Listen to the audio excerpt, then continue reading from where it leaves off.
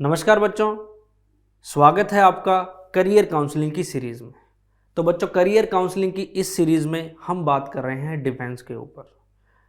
बच्चों, डिफेंस के अंदर बहुत सी फोर्सेस और पैरामिलिट्री फोर्सेस होती हैं। बात करें Indian army, Indian air force, Indian navy, और अगर बात करें इंडियन कोस्टल गार्ड।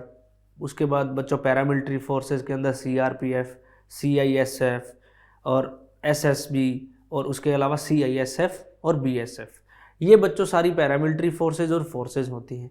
ये अपने स्तर पर अलग अलग भर्तियां रिक्रूट करवाती हैं छोटे स्तर पर, और इसमें जो हायर रैंक की पोस्ट होती हैं वो उनकी जो भर्तियां वो करवाई जाती है यूपीएससी के द्वारा, यानी कि जो हमारे भारत की सिविल परीक्षा है उसके अंदर में।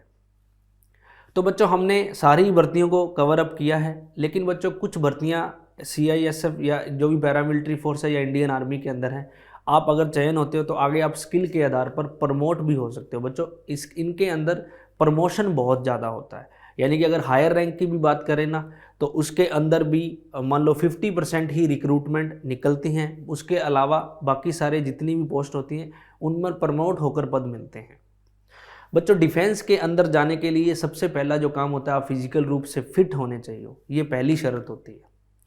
दूसरा बच्चों, डिफेंस में जाने के आपके ऑप्शन दो तरीक़ों से और खुल जाते हैं। यदि आप में कोई स्पोर्ट्स एक्टिविटी है, आपने स्पोर्ट्स में आपके पास कोई ऐसा सर्टिफिकेट है नेशनल या इंटरनेशनल स्तर का, तो बच्चों उसके आधार पर भी आपको डिफेंस में आपके पास बहुत रास्ते खुल जाते हैं। यदि इसके अलावा आप एनसीसी और नेशनल क्रेडिट कोड है, इनसे संबंधित आपके पास सर्टिफिकेट है, तो भी बच्चों आप आसानी से चयन हो सकते हो स्पोर्ट्स के आधार पर। तो बच्चों, स्पोर्ट्स वाले बच्चों के लिए डिफेंस में जाना बहुत ही आसान होता है। आज बच्चों हम बात करेंगे वीडियो के अंदर CRPF, central reserve police force के अंदर हेड कांस्टेबल की भर्ती निकलती है बच्चों सीधी ऑपरेटर और फिटर के अंदर। बच्चों, ये ऑपरेटर और फिटर की भर्ती है, जरूरी नहीं है, हो सकता है हेड कांस्टेबल की भर्ती मिनिस्ट्रियल कैडर में भी आ जाए। मैं आपको बता देता हूँ, यही ये ऑपरेटर और फिटर की भर्ती है। यदि हेड कांस्टेबल आ जाए सीधा मिनिस्ट्रियल के अंदर, तो तब क्या होता है, तो हम उस पर बात कर लेंगे। बच्चों, इसके अंदर हेड कांस्टेबल यदि आपको बनना है ऑपरेटर और फिटर में, इसके लिए आपके पास योग्यता में 12वीं पास होनी चाहिए, प्लस अगर आप 12वीं स्ट्रीम से साइंस के अलावा आर्ट्स से, कला वर्ग से हो या फिर आप वाणिज्य वर्ग से हो, तो यदि आप उनसे हो तो आपके पास 2 साल का आईटीआई डिप्लोमा होना चाहिए। अगर आप आईटीआई डिप्लोमा है आपके पास रेडियो और टेलीविज़न में, तो आप किसी भी स्ट्रीम से हो, आप इसके लिए एलिजिबल हो। लेकिन बच्चों, यदि आपके पास ये नहीं है, तो यदि आप 12वीं पीसीएम यानी कि अगर आप नॉन मेडिकल से हो, तो भी आप इस भर्ती के लिए एलिजिबल हो। अब बच्चों, ये तो थी बात फिटर और ऑपरेटर की। अगर यही भर्ती हेड कांस्टेबल की मिनिस्ट्रियल कैडर में आ जाए, बच्चों रैंक वही रहता है। तो मिनिस्ट्रियल कैडर का मतलब होता है बच्चों ऑफिशियल वर्क, यानी कि आपको इनके जितने भी जोन होते हैं, जोन वाइज जितने भी ऑफिस होते हैं, हेडक्वार्टर होते हैं जितने भी सीआरपीएफ के, उनके अंदर आपको ऑफिस के अंदर ही कागजी काम करना होता है, कार्यालय के अंदर। तो बच्चों वो होता है। तो बच्चों, उसके प्रोसेस में और इसके प्रोसेस में सिर्फ इतना फ़र्क है कि वहाँ आपके पास अगर आपको मिनिस्ट्रियल कैडर में जाना है तो आपका कोई भी स्ट्रीम हो 12वीं में वो चलेगा। ठीक है बच्चों, तो ये हमने बता दिया आपको योग्यता। एज है जो 18 से 23 जनरल, इसके अलावा रिजर्व कैटेगरी को रिलैक्सेशन मिलता है बच्चों, एससी एसटी को 5 साल या 10 साल का।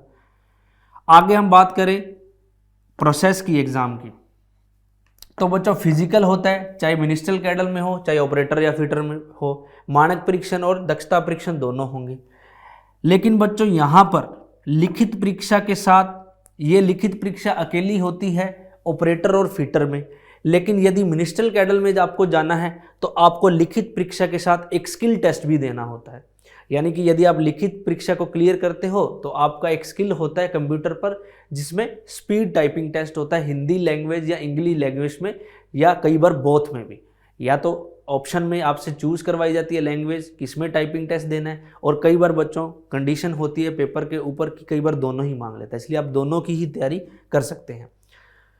तो बच्चों, ये तो था मिनिस्ट्रियल कैडर का। और अगर बात करें ऑपरेटर और फिटर का, तो उसमें सिर्फ लिखित परीक्षा होती है और उसके बाद मेडिकल होता है। अब बच्चों हम विस्तार से बात कर लेते हैं लिखित परीक्षा की, फिजिकल की और मेडिकल की। तो चलिए देखते हैं। शारीरिक मानक परीक्षण की बात करें तो बच्चों इसके अंदर आपकी हाइट, जो बॉडी है उसकी हाइट चेक की जाती है, चेस्ट का परीक्षण होता है और आपके वेट कैटेगरी का परीक्षण होता है।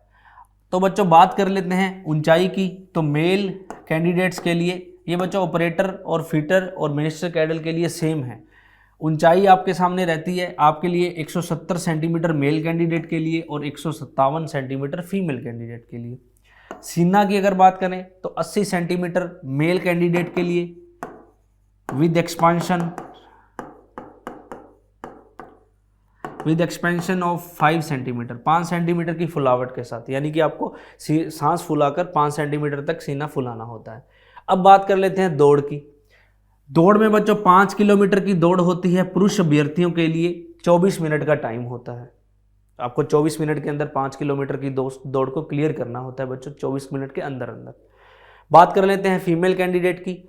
तो 1.6 यानी कि 1.6 किलोमीटर, लगभग 1.5 किलोमीटर से 100 मीटर ज़्यादा आपको दौड़ क्लियर करनी होती है 8.5 मिनट के अंदर अंदर बच्चों, तो आप इसमें पास होते हो। अब बात करते हैं लॉन्ग जंप की।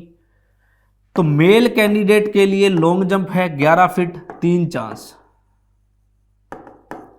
यानी कि 11 फीट तक आपको लंबी कूद मारनी होती है बच्चों उस 3 चांस के अंदर अंदर। 9 फीट फीमेल के लिए, इनको भी 3 चांस मिलते हैं बच्चों। आगे बात करते हैं हाई जंप की। हाई जंप का मतलब एक जगह पर खड़े होकर आपको हाई जंप करना होता है। तो मेल कैंडिडेट के लिए ये है 3.5 फीट का विद 3 चांस, और इसके लिए आपके फीमेल कैंडिडेट के लिए आपके है 3 फीट का और विद 3 चांस। ये था बच्चों फिजिकल। यदि आप ये क्लियर करते हो फिजिकल में तो आपको कॉल होती है किसके लिए? रिटन टेस्ट के लिए। अब बात कर लेते हैं रिटन टेस्ट की। रिटन टेस्ट के अंदर लिखित परीक्षा होती है जिसके अंदर 200 क्वेश्चन होते हैं। 200 क्वेश्चन की अगर बात करें तो India GK,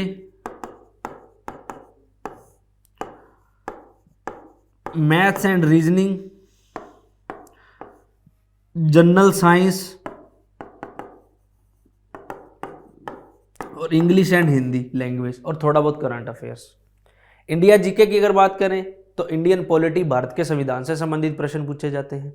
Indian history, Bharat का इतिहास है, इतिहास में मध्यकालीन इतिहास यानी और प्राचीन इतिहास और मॉडर्न हिस्ट्री, आधुनिक इतिहास से संबंधित प्रश्न पूछे जाते हैं। कल्चर की अगर बात करें तो इंडियन कल्चर के अंदर बच्चों जितने भी इंडिया के मेले और त्यौहार हैं, विरासत हैं, जितने भी मंदिर दुर्ग हैं, उनके बारे में प्रश्न पूछे जाते हैं। जनरल साइंस के अंदर 10वीं लेवल तक की बायोलॉजी, केमिस्ट्री और फिजिक्स के प्रश्न पूछे जाते हैं, जिसमें जो बायोलॉजी का जो वेटेज है वो सबसे ज़्यादा रहता है। और इंग्लिश की अगर बात करें बच्चों तो 10th लेवल तक इंग्लिश और हिंदी का ग्रामेटिकल प्रश्न पूछा जाता है बच्चों। ये सारे 200 क्वेश्चन होते हैं और आपको 2 घंटे का समय होता है। लेवल बच्चों कांस्टेबल से थोड़ा अपर लेवल का होता है और अच्छे लेवल का पेपर होता है। और यदि आप कट ऑफ में आते हो तो आपको, यदि आप मिनिस्ट्रियल कैडर के लिए अप्लाई कर रहे हो तो बच्चों आपको टाइपिंग के लिए कॉल होती है। और टाइपिंग की अगर बात करें तो 10 मिनट मिलते हैं आपको हिंदी के लिए और 10 मिनट आपको मिलते हैं इंग्लिश के लिए। हिंदी में आपकी कम से कम 35 वर्ड पर मिनट स्पीड होनी चाहिए और इंग्लिश में 40 वर्ड पर मिनट की स्पीड होनी चाहिए आपको इसमें पूरे नंबर लेने के लिए। और यदि आप ऑपरेटर और फिटर में कर रहे हो तो स्किल नहीं होता, सीधा मेडिकल के लिए बुलाया जाता है, जहां पर आपकी आँखों का चेकअप होता है, बीपी चेक होता है, शुगर लेवल चेक होता है और आपके शरीर में कोई रोग नहीं हो, कोई बीमारी नहीं हो, कोई सांस से संबंधित तकलीफ ना हो और अंग, कोई शरीर का कोई भी बॉडी पार्ट है वो टेढ़ा मेढ़ा ना हो, इससे संबंधित जानकारियाँ चेक होती हैं। तो आज का जो हमारा वीडियो था उसमें हमने देखा CRPF द्वारा आयोजित की जाने वाली परीक्षा हेड कांस्टेबल, उसमें आपके पास जो मिनिमम शैक्षणिक योग्यता क्या होना चाहिए, पेपर कैसा आता है, इसका फिजिकल में क्या क्राइटेरिया है। तो बच्चों आज की वीडियो में इतना ही। धन्यवाद।